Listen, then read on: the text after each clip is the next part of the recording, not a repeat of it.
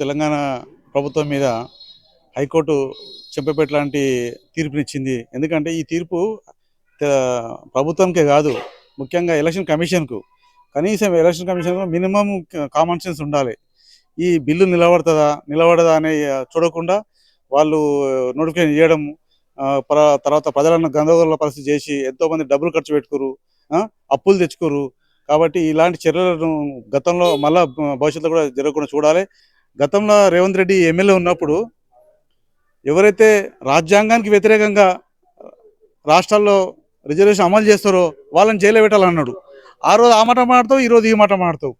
కాబట్టి ఇట్లాంటి చర్యలు చేయకుండా ప్రజలకు, అంటే నువ్వు ఒక రాజ్యాంగబద్ధంగా ముఖ్యమంత్రి పదవి చేపట్టినవు అంటే రాజ్యాంగానికి లోబడే ఏ నిర్ణయం తీసుకున్నా రాజ్యాంగం లోబడి తీసుకోవాలి. నువ్వు అది వదిలిపెట్టేసి సొంతంగా బీసీ కులగాలను తీసుకొచ్చేసి వాళ్ళకు ఏ విధంగా న్యాయం చేస్తావు?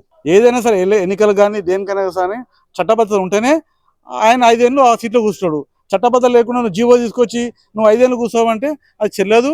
ఇట్లాంటి చర్యలను మళ్ళీ ఇంకోసారి రాకుండా కోర్టులు కానీ ఈ ఐఏఎస్లు కానీ కాపాడాలని చెప్పి నేను చెప్తాను, వినయ చేసుకుంటాను.